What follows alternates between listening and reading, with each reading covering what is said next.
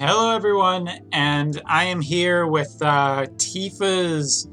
I don't want to be inappropriate, but I have to imagine that Tifa's a little bit excited to be surrounded by just so many clouds. Oh my god. Hello, everyone. This is my video, a little bit of a retrospective about playing Final Fantasy Brave Exvius this month. Now, for those of you who don't remember, I'm going to bring back some fun memories for some people and unfun memories for other people when I talk about the fact that I got really annoyed last year, well, really angry about 1 year ago, and quit Brave Exvius for a good long while, where I just didn't play the game. And if I ever did do anything, it was mainly just to log in and get free stuff and then log right the hell back out. Because you see, there was this interesting dynamic of like figuring out where my YouTube was going and whatnot. Not that this is necessarily what this video is about, but there is a part of me that still likes Brave Exvius, and it's probably more tied into the fact that I've been having a lot of fun playing different Final Fantasies lately. Obviously FF7 Remake, but even revisiting Final Fantasy 13, playing Final Fantasy 9, which is the music that is playing in the background right now. I have a lot of deep-rooted memories, and that kind of nostalgia is a powerful thing to keep you playing the game. That being said, I do have some opinions to share about NeoVisions. NeoVisions, of course, being the incredibly rare, hard-to-get, expensive, and multiple copies needed for a unit, kind of basically a implant of a lot of the stuff from War of the Visions and other alum/gummy games into Brave Exvius, because now a month has gone by. I have been playing this game for a month with NeoVisions, and yeah, it seems like a pretty good time to talk about it, so let's talk about it. Obviously, this month I got pretty darn lucky at the beginning of the month. I ended up getting a good amount of clouds. I even had a fair amount of Tifas, especially because the Tifa event where you could end up kind of just getting NeoVision Tifa guaranteed, made it a pretty good start to the month. It was a really easy time to just say, wow, this is incredible. I even farmed up a mass amount of Mog King currency. It was one of the first Mog Kings that I can think of in a really long time, not even including the times back before I quit, where I was able to pretty much just get everything. And to that extent, I was also unlocking abilities and whatnot, and everything was going potentially really good. And part of that was just a connection to Final Fantasy VII, but also getting units. And to that point, the rest of the month was not as enjoyable. And first of all, before anybody, types in the comments, even though I'm sure someone's already done it, gone back in time and added it before this. Yeah, not getting the characters sucks. And more than anything, I have to say that in general, my thoughts of NeoVisions have definitely quickly soured. Outside of even getting Cloud, and so many Clouds, I have to say that it's just not fun to do this. It really isn't. Everything that, and to put in a little bit of context, when I say that it's like War of Visions, where you need multiple of a character's shards, in that game you do have a free-to-play option for non-limited characters. You do have that option. Here, it is just pull the damn characters, pull dupes, or spend lapis just on character shards. There is no farm option. There is no long-term option. It is just multiple copies, of a unit that you need. And I gotta say that short of just being incredibly lucky, it's really, really, really unfun, and you're just chucking a lot of units into the void. What do I mean? Well, let's take a look, because my degrees of success this month can basically be measured in a very quick sliding scale. A lot of clouds at the beginning of the month, and ever since then, my luck has tanked. Now, I'm not saying that I wanted, even Rain necessarily, but after that initial, at the beginning of the month, luck that people saw, it's been nothing. It's been less than nothing for the entire month in terms of NeoVisions. Like, outside of Tifa, Red 13, and Cloud, the only other couple units that I was able to NeoVision was, first of all, Dark Veritas. There he is. In which case, I don't even have his Brave Shift, which is kind of the fun. And so I want to talk about two things that I think are particularly let's go all through. Three big things that I think are really unfun with NeoVision, which is pulling them. Now, what do I mean by that? I don't even believe that the 1% is the true problem I have with NeoVisions, because that's RNG. We all kind of accept RNG, and there's a lot of people that don't like that War of the Visions has vision cards in it. But I have to say that I hate Brave Exvius's version of NeoVision cards more. And why particularly? Because NeoVision cards are random, and they only come with pure NeoVisions. And that's really just kind of unfun to a certain extent, because it is really easy to get not the thing you want. And this is a kind of compounding problem with the percentages and the rates, and being unlucky is the fact that you can get lucky, get a NeoVision unit, and then potentially end up with a card that really does nothing for you. I'm not even joking. I think that a NeoVision card such as the Luca card, which focuses primarily on Spirit, you get with a DPS like Cloud or Veritas, just kind of a mismatch. There aren't really a ton of NeoVisions yet that take advantage of the Spirit card, and to this point, I think that NeoVisions in general are really unfun for this reason, because it's hitting RNG on RNG. You have to hit RNG once to get the character that you want.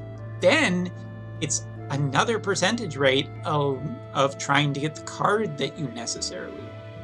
And you may say, well, Umbra, it's just a card, it's just extra stats. Well, no, this is a primary function of the characters, and short of maxing out a character to LB3, there you will not get a specific card, and I think that's, in my opinion, a pretty negative feeling. I don't think that, well, I'm not particularly big on split gotchas. I think that a lot of the time it ends up being more negative.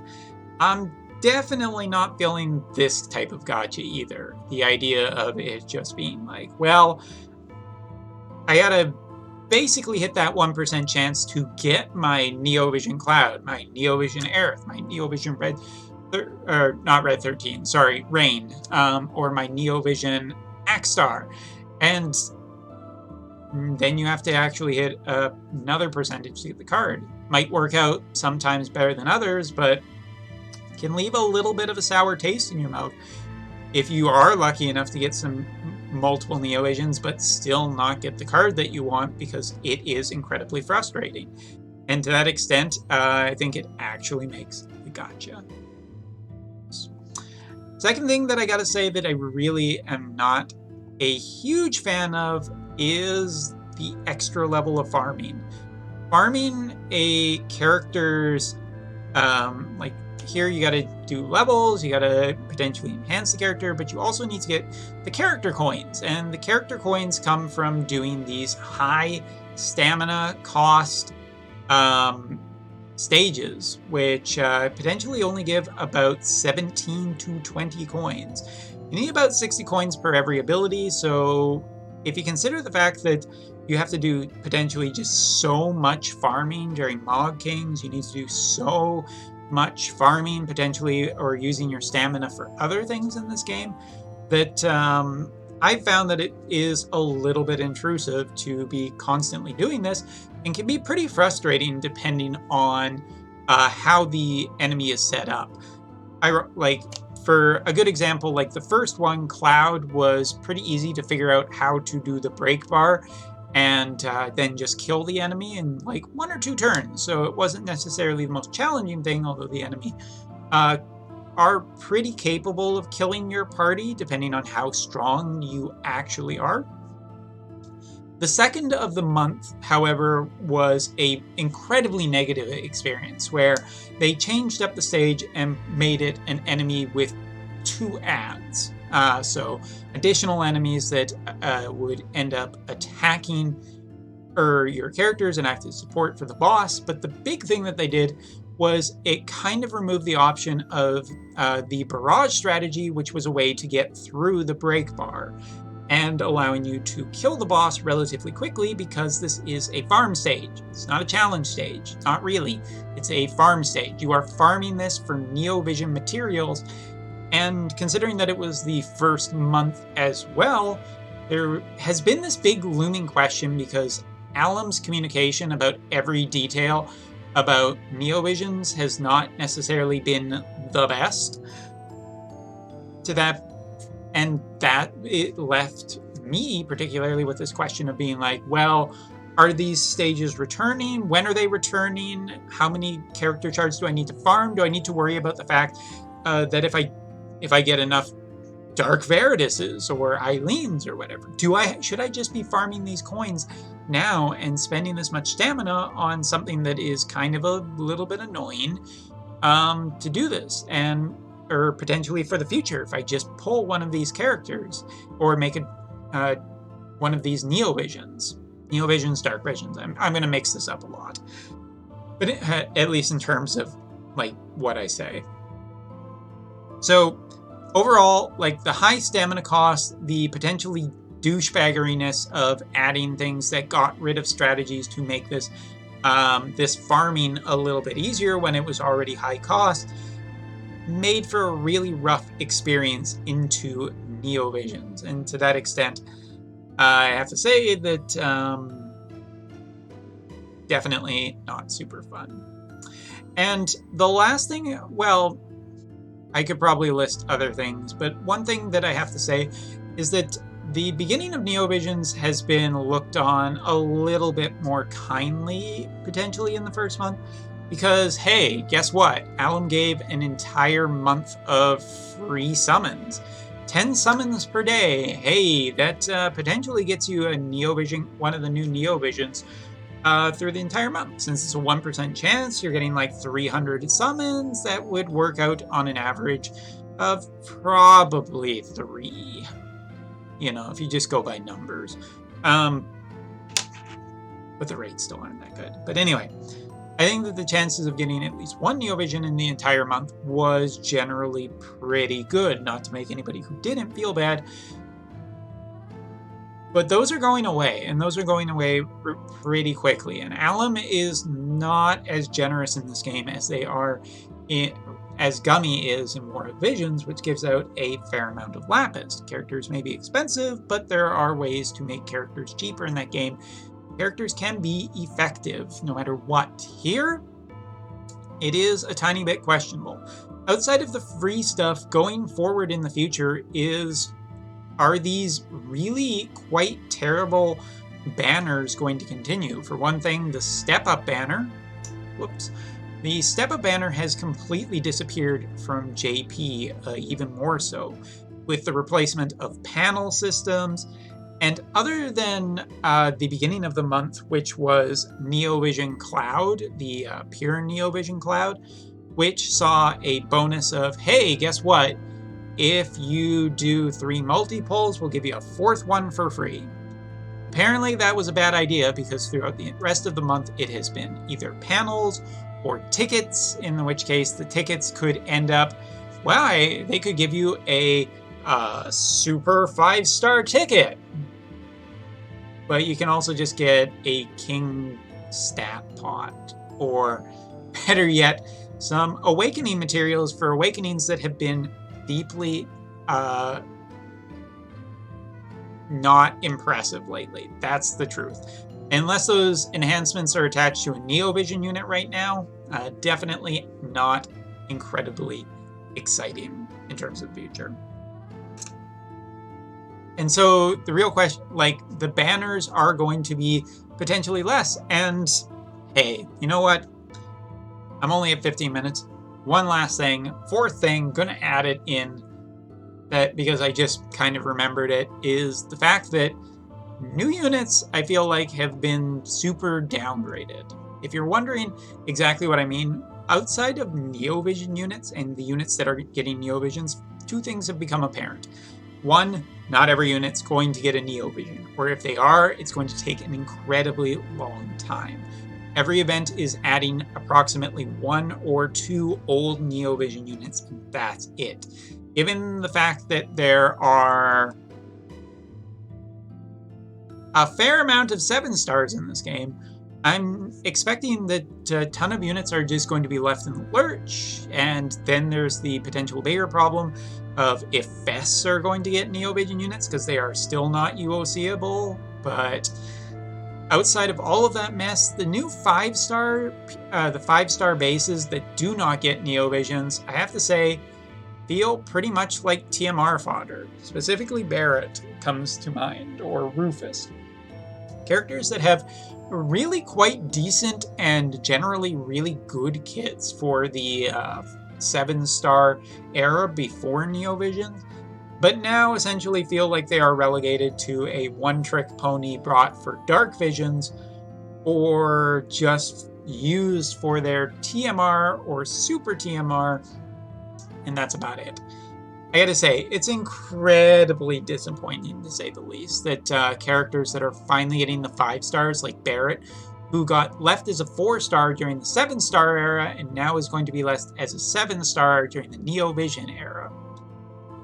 Man, is it disappointing. It really just is kind of lame. It feels pretty bad to see units get passed over twice and get stuck in this era, where technically right now they're useful, but it feels very much like a repeat of the 7-star era. And much like I said at the beginning of the month, my opinion hasn't changed. It is essentially just repeating history, but the names have all changed. Instead of the 7-star era, where now 7 stars around and they're more powerful, and Lyra is true dual-wield spirit unit that was super cool with chaining abilities, has already been relegated to a new level of power that she will probably be just kind of forgotten in. Well, guess what, guys? Now it's the NeoVision era, where Aiko, a true dual wield or true dual hand spirit chainer, that's really cool with spirit chaining. I think this is the wrong one, isn't it? Sorry. Deflated my point. But I was wondering why the stats were weird. A true dual wield spirit chain, like, you get it. Like, it is, when I say it is literally history repeating itself with different names, that is it. Brave Exvius has no more tricks, you guys. This is kind of just it right now. The treadmill has gone all the way around. We have completed one full rotation around the sun, and we are cosmically basically back to where we started, but things are slightly different.